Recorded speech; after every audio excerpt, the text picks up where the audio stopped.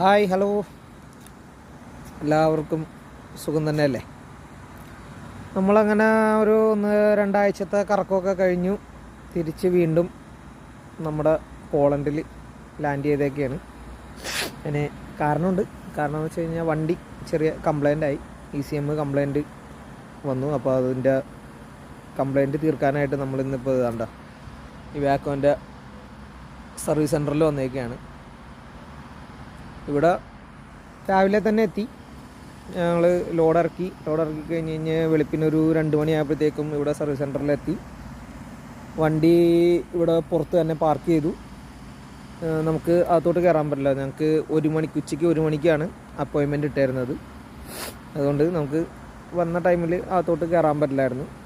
ഇപ്പോൾ സമയമായി കഴിഞ്ഞ് കഴിഞ്ഞപ്പോൾ നമുക്ക് ഗേറ്റ് തുറന്നു തന്നു. നമ്മൾ അകത്ത് കയറി കഴിഞ്ഞ് കഴിഞ്ഞപ്പോൾ ഇവിടെ വണ്ടിയുടെ ഹെഡ് മാത്രമേ അവർ സർവീസിനകത്തോട്ട് കയറ്റത്തുള്ളൂ. അപ്പോൾ നമ്മൾ ട്രെയിലർ നമ്മളിവിടെ കട്ട് ചെയ്തിട്ട് കൊടുക്കണം.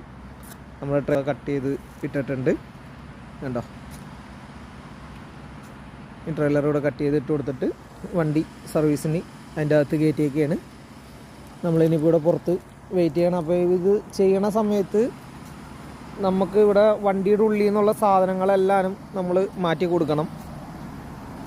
എല്ലാം നമ്മുടേതായിട്ടുള്ള സാധനങ്ങൾ, ലഗേജ്, അതുപോലെ സാധനങ്ങളെല്ലാവരും മാറ്റി കൊടുക്കണം. പിന്നെ ഇപ്പോൾ ഈ ഒരു വീഡിയോ എടുക്കാനായിട്ടുള്ള കാരണം, ഞാനൊരു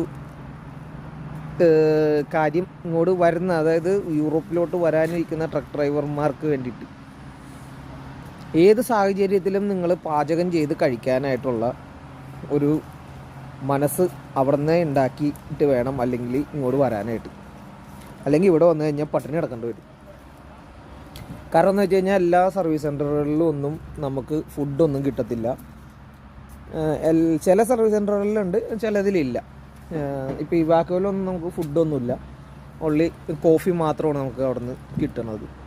അപ്പോൾ ഇവിടെ അടുത്ത് എവിടെയെങ്കിലും നമുക്ക് പോയി കഴിക്കാമെന്ന് വെച്ച് കഴിഞ്ഞാൽ നമ്മുടെ നാട്ടിലെ പോലെ നമുക്ക് ഒരു ചായക്കടയോ അല്ലെങ്കിൽ ഒരു റെസ്റ്റോറൻറ്റോ അങ്ങനെ ഒന്നും അടുത്തില്ല. ഒക്കെ ഒരുപാട് കിലോമീറ്റർ പോകണം. അപ്പോൾ അതൊരു യൂബറൊക്കെ ബുക്ക് ചെയ്തിട്ട് വേണം പോകാനായിട്ട്. അപ്പോൾ അതിൻ്റെ എക്സ്പെൻസും കാര്യങ്ങളും സമയവും ഒക്കെ വെച്ച് നോക്കുകയാണെന്നുണ്ടെങ്കിൽ നമുക്ക് ഭയങ്കര നഷ്ടമാണ്. അപ്പോൾ നമ്മുടെ കയ്യിൽ തന്നെ ഗ്രോസറി ഉണ്ടെന്നുണ്ടെങ്കിൽ നമുക്ക് അത് വെച്ചിട്ട് നമുക്ക് ഫുഡ് പ്രിപ്പയർ ചെയ്യാം. പക്ഷേ ഇത് പ്രിപ്പയർ ചെയ്യാനും നമുക്കൊരു സ്ഥലമില്ല. അപ്പോൾ അതുകൊണ്ട് ഞങ്ങളിന്ന് ഒരു ഐഡിയ കണ്ടുപിടിച്ചതാണ്. ഭക്ഷണം കഴിക്കാണ്ടിരിക്കാൻ പറ്റില്ലല്ലോ. ആ ഒരു ഐഡിയ നിങ്ങളെയും കൂടി കാണിച്ചു തരാമെന്ന് വിചാരിച്ചിട്ടാണ് ഈ വീഡിയോ എടുത്തത്.